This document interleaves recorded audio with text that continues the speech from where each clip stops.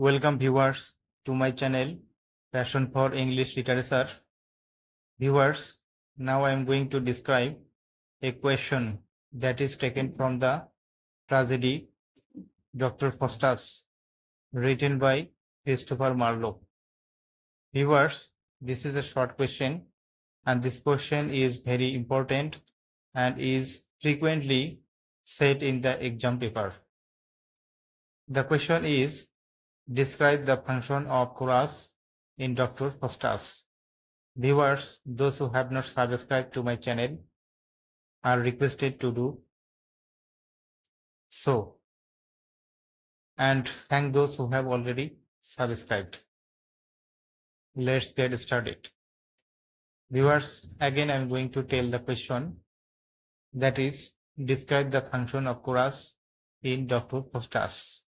Dr. Faustus নাটকে কোরাসের ভূমিকা বর্ণনা করো।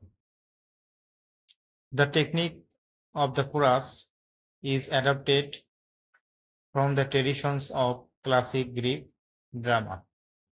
এই কোরাসের যে কৌশলটি এটা নেওয়া হয়েছে ক্লাসিক গ্রিক নাটকের ঐতিহ্য থেকে। এই ক্লাসিক শব্দের অর্থ হচ্ছে প্রাচীন গ্রিস এবং রোমে যে সমস্ত লেখক এবং যে সমস্ত সাহিত্য ছিল সেগুলোকেই মূলত ক্লাসিক বলা হয়। তো সেখানেই সেই ধরনের সাহিত্য থেকেই এই কোরাসের টেকনিকটা নেওয়া হয়েছে। তো সেই ক্লাসিক যে সাহিত্য ছিল সেই সাহিত্যের একটা প্রথা ছিল chorus. In Dr. Faustus, Marlowe uses chorus for two important purposes. Dr. Faustus নাটকে মার্লো দুইটি গুরুত্বপূর্ণ উদ্দেশ্যে কোরাস ব্যবহার করেন। It acts as a single speaker, serving the purpose of the prologue and the epilogue. তো এটা কি করে একটা সিঙ্গেল মানে একক বক্তা হিসেবে কাজ করে, যে কিনা প্রস্তাবনা এবং উপসংহারের উদ্দেশ্য সাধন করে। And makes comments on the character, এবং এই নাটকে যে চরিত্রগুলো থাকে সেই চরিত্রের উপর মন্তব্য করে। And supplies the missing links in the story, এবং এই গল্পের মধ্যে যে সমস্ত বিষয়গুলো মিসিং মানে থাকে না সেগুলো সরবরাহ করে। In Dr. Faustus, the chorus appears 4 times. Dr. Faustus নাটকে chorus 4 বার দেখা যায় বা উপস্থিত হয়। It makes its first appearance at the very outset of the play.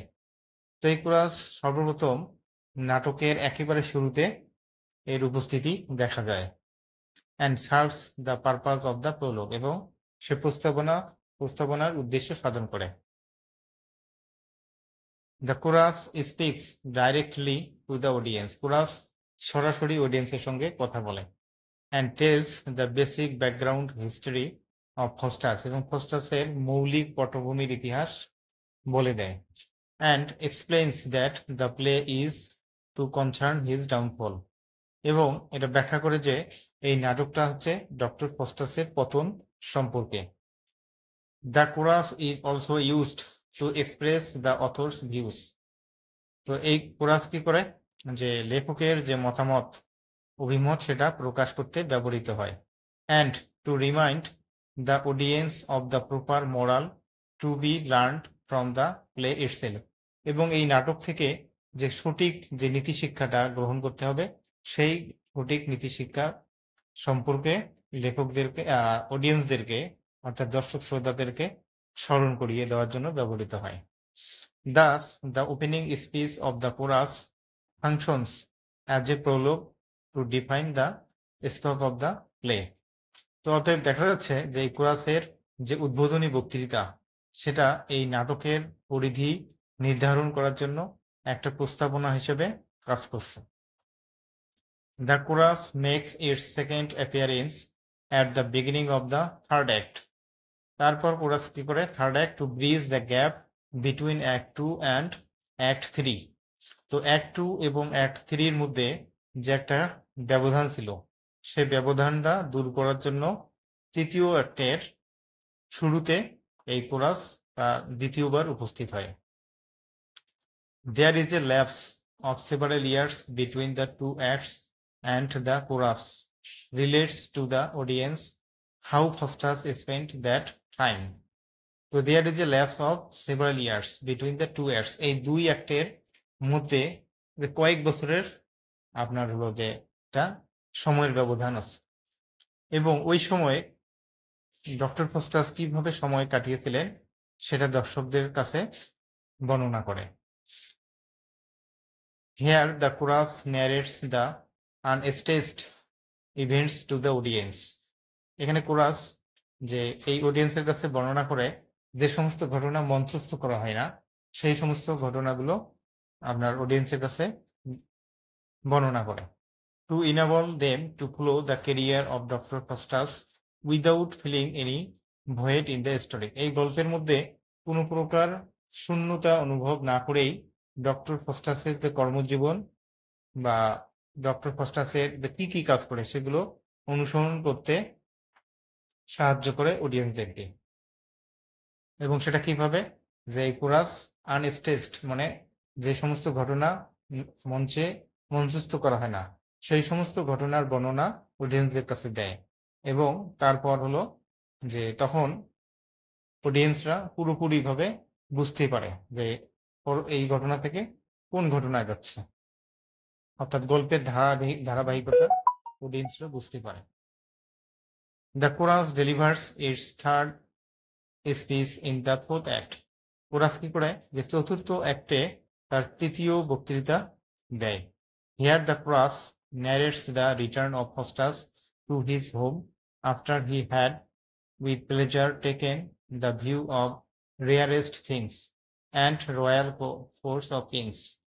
তো এখানে কোরাস আবার কি করে যে ফাস্টাসের যে বাড়ি ফিরে আসে, হ্যাঁ, টু হিজ হোম, দ্য বাড়ি ফিরে আসে কখন, after he had with pleasure taken the view of rarest things, অর্থাৎ কিছু বিরল জিনিস আছে সেই বিরল জিনিসগুলো হচ্ছে ডক্টর ফাস্টাস দেখতে পায়, এবং রাজকীয় রাজসভার মধ্যে তিনি কিছু বিরল ঘটনা দেখতে পায়, সেই সমস্ত ঘটনার মধ্যে তিনি